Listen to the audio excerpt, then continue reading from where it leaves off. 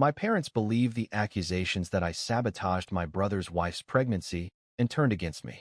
My older brother, Daniel, has always been my rock. We grew up very close, especially after our parents divorced when we were children. He is one of those people who always seem to have a solution for everything, the kind of brother that, even if we do not talk every day, I know will be there when I need him. That is why, when he married Laura 3 years ago, I tried to get along with her from the start.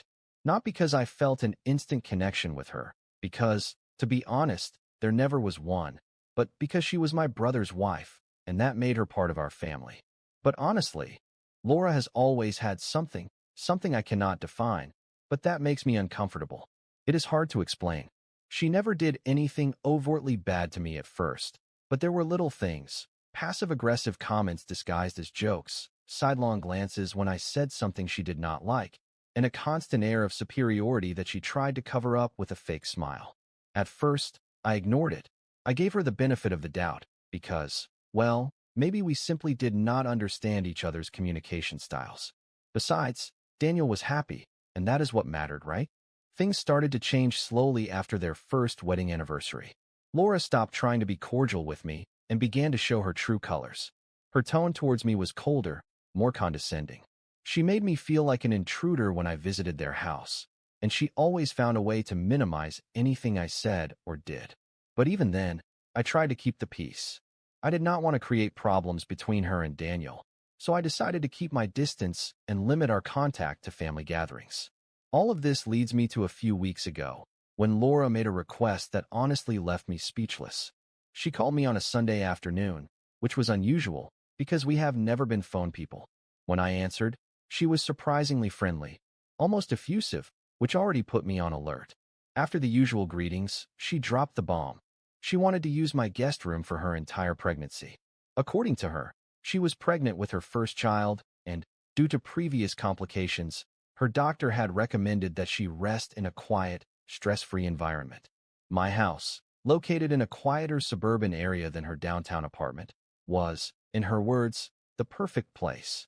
I explained, as politely as possible, that this would not be possible. My guest room is not just an empty room. I use it as an office for my work from home. Besides, even if I wanted to help, I could not reorganize my life for 9 months. Laura did not take it well. There was an awkward silence before she answered me. And when she did, her tone was completely different from the beginning of the call. She accused me of being insensitive, of not caring about the well-being of her baby, and of being selfish for not wanting to help at such an important time in her life. I tried to explain again that it was not about a lack of empathy, but she was no longer listening to me. She hung up abruptly, and a few minutes later I received a message from Daniel. He said he understood my position, but that maybe I could reconsider for the family. I replied that I was sorry this was causing tension, but that my decision was final. I thought that would be the end of it, that Laura would simply find another solution. But it was just the beginning. In the following days, the rumors started. Apparently, Laura was telling our family that I was being deliberately cruel and that I did not care about her high-risk pregnancy. She even insinuated that my refusal to lend her the room was affecting her health. Suddenly, I was receiving text messages from my mother and my aunt telling me that I should be more understanding and that these things are not forgotten in the family. My cousin, on the other hand, called me to tell me to ignore everyone because it was obvious that Laura was exaggerating. But by then, the damage was done. The narrative that I was a saboteur was spreading, and I had no idea how to stop it. Worse, Daniel began to distance himself. Although he did not say it directly, it was clear that Laura was turning him against me. He sent me a message one night telling me that if something happened to the baby, he could never forgive himself for not doing everything possible to ensure that Laura was okay. I felt betrayed. This was my brother, my lifelong companion, and now he was doubting me because of his wife's lies. Up to that point, I had tried to remain calm and not make things worse. But something in me began to change. I was not going to let Laura destroy the relationship I had with my brother, nor was I going to let her continue to smear my name. There was something about all of this that did not make sense, and I decided that if no one else was going to defend me, I would do it myself. Update 1. Several weeks have passed since the call that started this whole mess, and the situation has only gotten worse. I have been trying to get on with my life, focusing on my work and avoiding getting involved in the drama that Laura has unleashed, but it is impossible to ignore. It seems that every day a new accusation or malicious comment appears, and I am starting to feel like some kind of villain in a soap opera. For starters, Laura has intensified her campaign against me.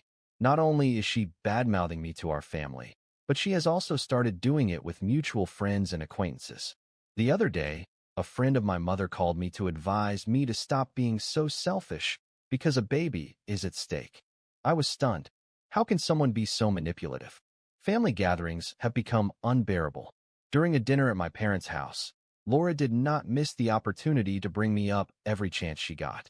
She started by saying that she was exhausted because some people do not understand what it means to have a complicated pregnancy, and that even though she was trying to stay positive, stress was affecting her health. Everyone knew she was referring to me, but no one said anything. I felt like I was in court, being silently judged. Daniel, for his part, is clearly torn. I can see it on his face every time we talk. On the one hand, I know he does not want to believe that I am the person Laura describes. But on the other hand, he is influenced by his wife's constant complaints. Recently, he sent me a long, confusing message, basically asking me to make peace with Laura to maintain family harmony. When I replied that I did not understand why I was the one who had to give in, he left me on scene. We have not spoken since. The worst of it all happened a few days ago. Laura, in an act I think was intended to humiliate me, went to my parents' house while I was there and began to relate, in great detail, what she claimed the doctors had told her about her high-risk pregnancy. She said that stress was raising her blood pressure and that the baby was in danger if she did not find a way to relax. Then, looking me straight in the eye, she added, "But of course, some people just do not care about these things." I do not know how I managed to stay calm. I felt my blood boil, but I knew that if I reacted aggressively, I would only give her more ammunition to use against me. Instead, I just smiled falsely and pretended that it did not affect me. My mother, however, did not help. She looked at me disapprovingly, and then told Laura that she wished she could do more for her, as if I were not the victim here. To top it all off, one of my friends, who works at the same hospital where Laura is supposedly being treated, told me something strange. According to her, the doctors did not mention anything about stress as the main cause of complications in the records of pregnant patients. This left me intrigued, but also skeptical. I do not want to think that anyone would be capable of lying about something as serious as a pregnancy, but with Laura, I am no longer sure of anything. I feel trapped.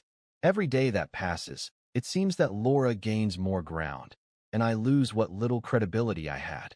My mother and my aunt, who have always been important figures in my life, are clearly on Laura's side. My cousin, who has been my only consistent support so far, says that I should be patient and let the truth come out on its own. But what truth? If I do not do something soon, Laura is going to destroy the relationship I have with my brother and my reputation in the process. I am considering taking more drastic measures.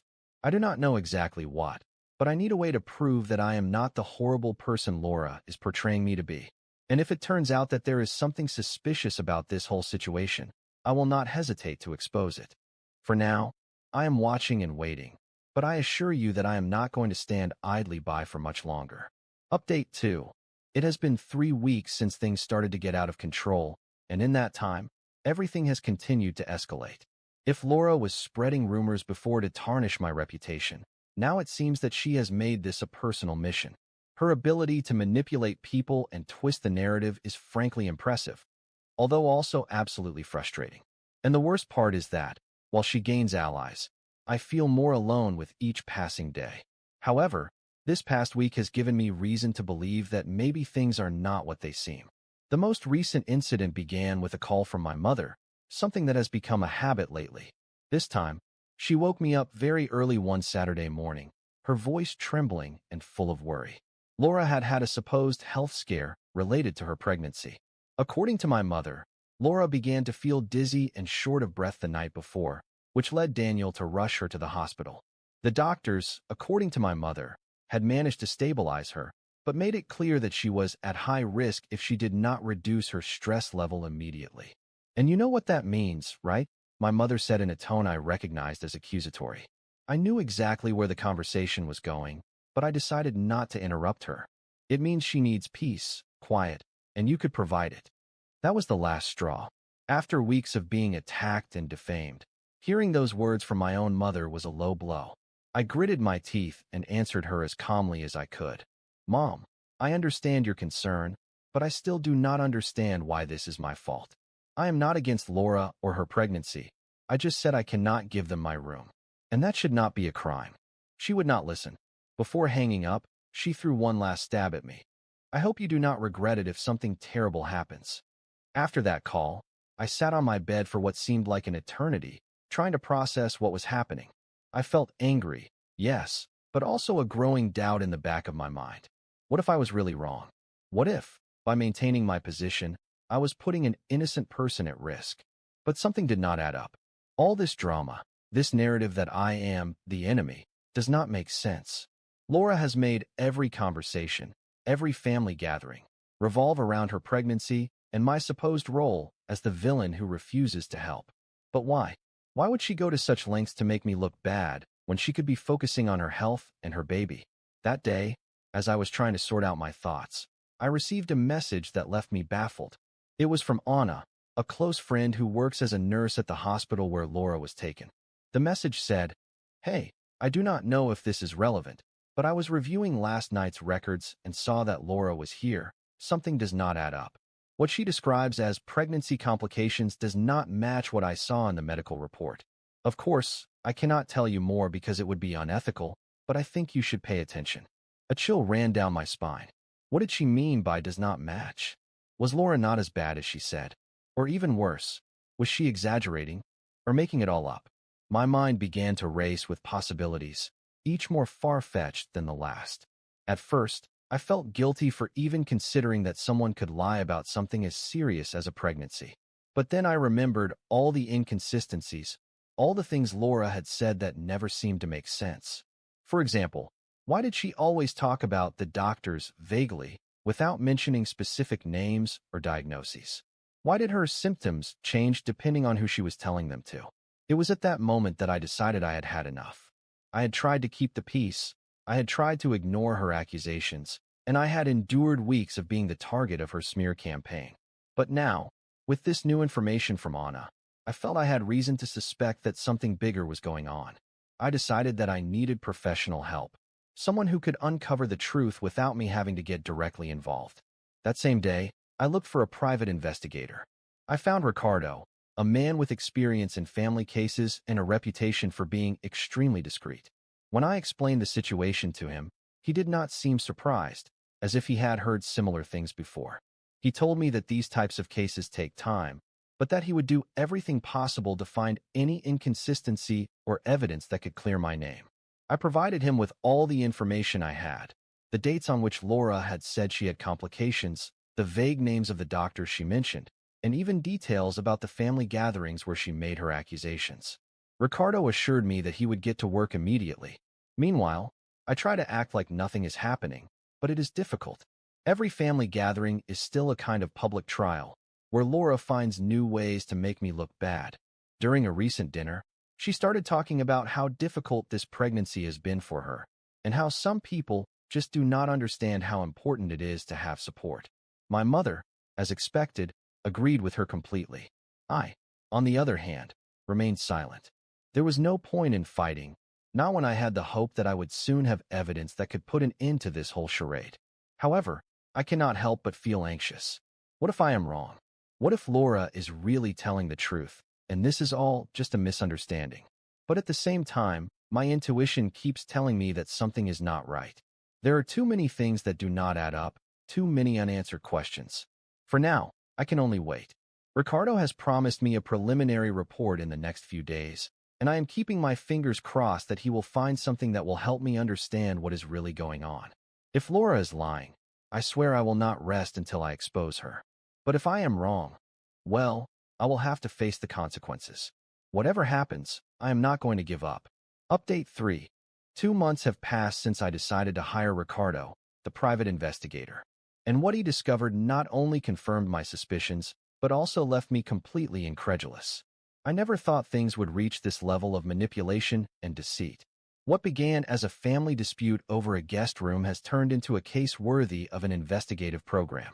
Now I have in my hands evidence that could change everything. During these weeks, I have done everything possible to remain calm and act normally. But it has been difficult. Laura has not stopped attacking me passive-aggressively at family gatherings, and my relationship with Daniel is practically broken. He barely speaks to me, and when he does, it is in a distant and cold tone that he has never used with me before.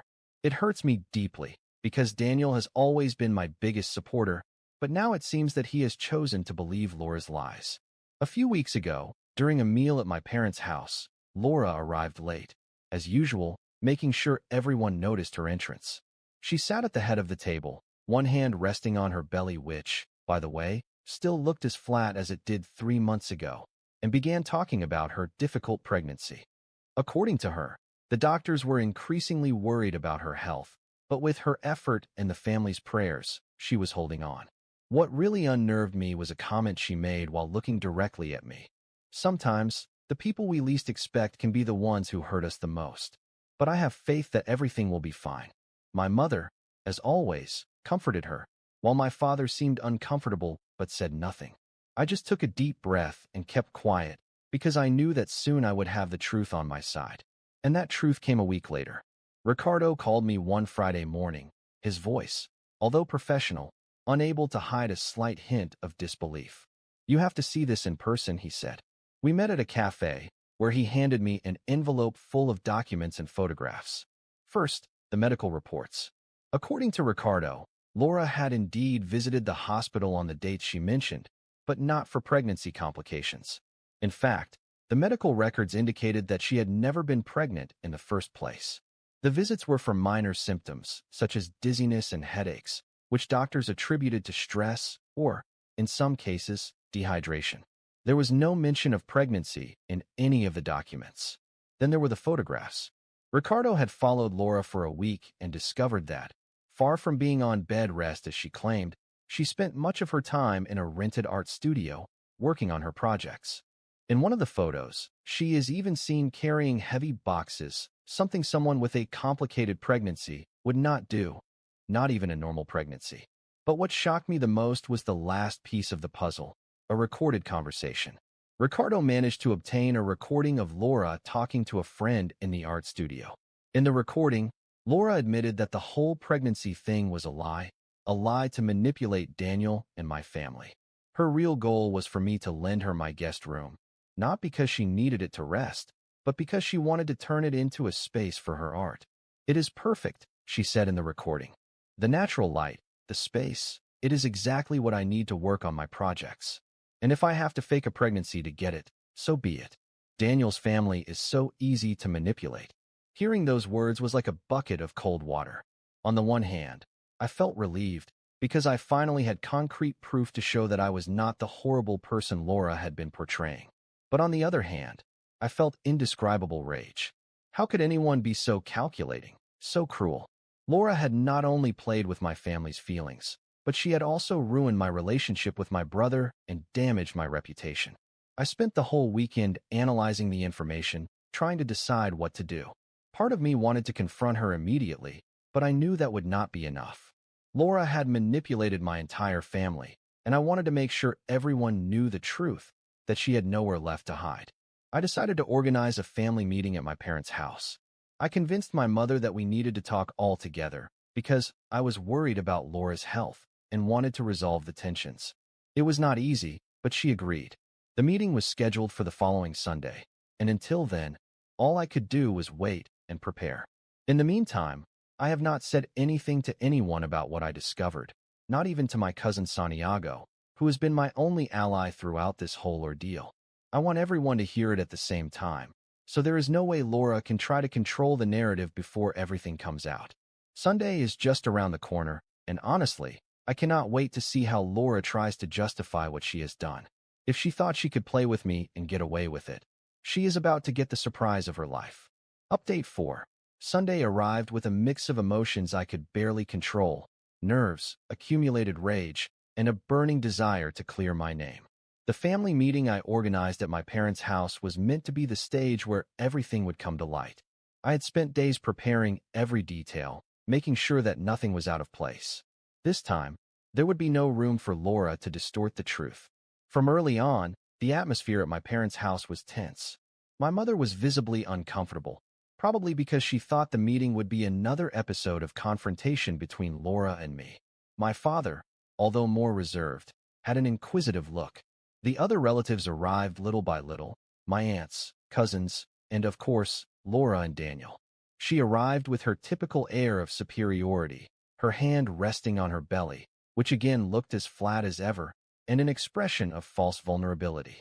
Daniel, for his part, looked exhausted, as if he was fed up with the drama, but still determined to support his wife.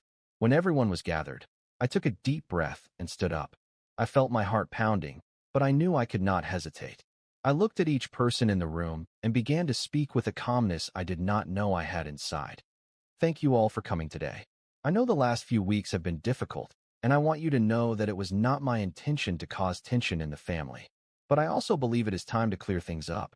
There is something very important that all of you need to know. The silence in the room was palpable. I could feel everyone's eyes on me, some expectant, others clearly skeptical. But what I felt most was Laura's gaze. For an instant, I thought I saw a flicker of worry in her eyes, as if she knew what was coming. For weeks, I have been accused of not caring about Laura's well-being and her supposed high-risk pregnancy. My refusal to lend them my guest room has been used as proof that I am insensitive, selfish, and cruel. And although I tried to remain calm, there came a point where I could not stand idly by while being defamed. So I decided to investigate. And what I discovered is something none of you expect. I took out the documents Ricardo had gathered, placed them on the table next to the photos and the transcript of the recording. I looked Laura straight in the eye as I said, "Everything Laura has said about her pregnancy is a lie. She was never pregnant." The room erupted in instantaneous chaos. My mother gasped, my father frowned in confusion, and my aunts began to murmur among themselves. Laura, for her part, tried to interrupt me, raising her voice and saying things like, "This is a personal attack. I do not know what you are talking about," but I did not give her the chance to continue with her theatrics. These are the medical reports from the hospital where, according to Laura, she was treated for pregnancy complications, I said, holding the papers up. Here is proof that there was never a pregnancy registered. The visits she made to the hospital were for minor things, like dehydration and dizziness. But at no time was there any mention of a pregnancy. In fact, the doctors have no record of her ever having been in any kind of prenatal care. I could see Laura's face beginning to change. Her usual expression of confidence was crumbling as I continued speaking. But I am not finished. In addition to this, I hired a private investigator to find out what was really going on. Here are photos of Laura in a rented art studio, carrying boxes and working on her projects, something someone with a complicated pregnancy would not do. But the most important thing is this recording. I connected my phone to a small speaker I had brought with me and played the audio where Laura admitted that she had made everything up to manipulate the family and pressure me into giving up my guest room. Laura's words resonated in the room, clear as day. The phrase, "If I have to fake a pregnancy to get it, so be it," made my mother put her hands to her mouth and my cousin Santiago slam his fist on the table in a fit of indignation. When the recording ended, the room fell completely silent. Laura tried to speak, but this time, no one seemed willing to listen. Daniel slowly rose from his seat, with an expression of disbelief and fury I had never seen before. "Is this true, Laura?" he asked, his voice trembling. "Did you lie to me? Did you lie to all of us?" Laura began to stammer, trying to find an excuse, but she could not maintain her lie in the face of the evidence I had presented. Finally, she stood up from the table and shouted, "This is all your fault," pointing her finger at me. "You have always wanted to make me look bad. You are a manipulator." But this time, no one defended her. Even my mother, who had been on her side from the beginning, stood up and said, "How could you do something so horrible? You made us believe we were going to have a grandchild. You deceived the whole family." Laura left the house quickly, leaving behind a devastated Daniel. He did not say anything else after that. He just sat there with a lost look while the others tried to process what had just happened. The meeting ended shortly after, but not without many of those present apologizing to me for doubting me. My mother, in tears, hugged me and said, I do not know how we are going to fix this, but I am so sorry, daughter. For the first time in months, I felt a bit of relief. The truth had finally come out, and Laura could no longer continue manipulating anyone else. But I knew this was just the beginning. The consequences of her actions were about to catch up with her. Final update. 6 months have passed since the day of the family meeting. And although at that moment I felt indescribable relief at exposing the truth, it was not the end of the drama. What happened next was a series of consequences that Laura clearly did not anticipate. In a way, this left scars on the whole family, but it also demonstrated what can happen when someone decides to manipulate and lie without limits.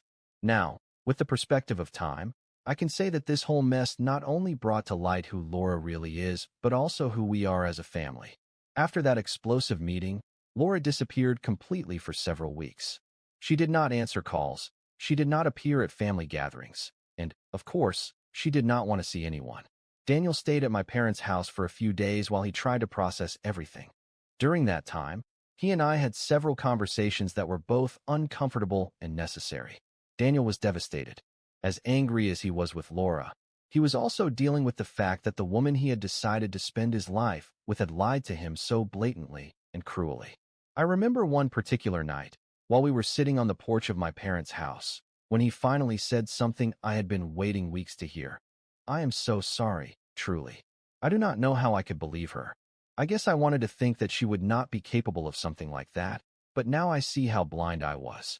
You did not deserve any of this. It was a bittersweet moment. On the one hand, I felt that my brother finally understood the damage that had been done. But on the other hand, I knew that our wounds would take time to heal. I told him that he did not need a perfect apology, just his willingness to repair our relationship. Daniel promised that he would do everything possible to fix things, and since then, we have been working on it. Although there is still a way to go, at least I feel that the bond we had is in the process of being rebuilt. On the other hand, Laura did not remain silent for long. After weeks of silence, she tried to change the narrative in her favor, but no one was willing to believe her anymore. She started by saying that it had all been a misunderstanding, that she had never said she was pregnant, but that the doctors had confused things. When that excuse did not work, she changed her story, saying that she was dealing with an emotional disorder and that her actions had been the result of pressure and stress. She even had the nerve to send a message to my mother asking for understanding because, according to her, she was also a victim. My mother, who until then had been her biggest defender, replied with a short message, "Do not ever talk to me again." The family, in general, cut off all contact with Laura. My parents made it clear that she was not welcome in their lives, and my cousins and uncles followed suit. No one wanted anything to do with someone who had lied in that way and played with the feelings of an entire family. However, the hardest blow for Laura came when Daniel decided to end the marriage. The divorce process was quick and, according to Daniel, relatively simple, because they had no children or significant joint assets. Still, Laura did not leave without a fight. She tried to make Daniel look like the guilty party, making up stories about how he had not supported her and how his lack of emotional understanding had led her to act that way. But Daniel, with the support of the whole family and the evidence I had gathered, did not allow those lies to prosper. In the end, the divorce was settled in Daniel's favor, and Laura left empty-handed. I also took my own measures.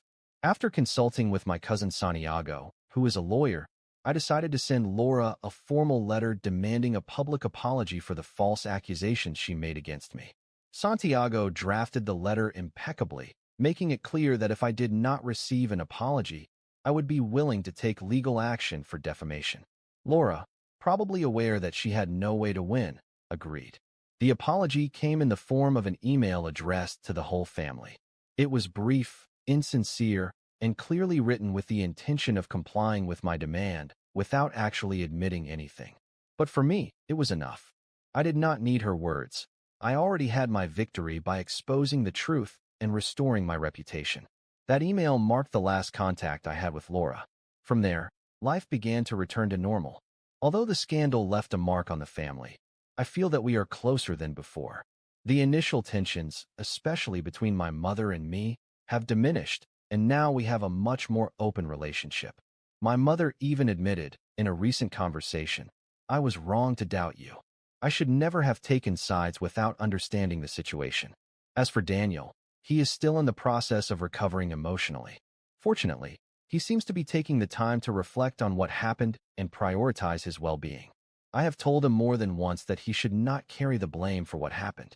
Laura was an expert manipulator, and anyone could have fallen for her game. As for me, I am at peace. These 6 months have been a challenge, but they have also taught me a lot about the importance of standing up for myself, even when it seems like the whole world is against me. I also learned that, although family conflicts can be painful, the truth always has a way of coming out. Laura tried to destroy me, but in the end, it was her own web of lies that led to her downfall. Now I look to the future with the peace of mind of knowing that I did the right thing. And although I do not expect to hear from Laura again, I cannot help but feel that somewhere she must be regretting having underestimated the person who decided to confront her.